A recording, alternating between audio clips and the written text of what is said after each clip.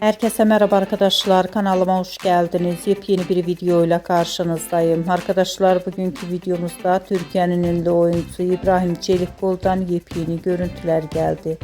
Doktor Başka Hayatta dizisinin başrol oyuncusu İbrahim Çelikkol'un kadın hayranıyla çektirdiği fotoğraflar sosyal medya hesabından paylaşıldı.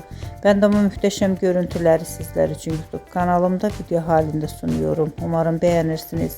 Arkadaşlar, videomu beğendiyseniz kanalımı izlemeyi ve bildirim butonuna basmayı unutmayın. Şimdilik benden bu kadar olsun. Yeni videomuzda görüşmek üzere. Hoşça kalın.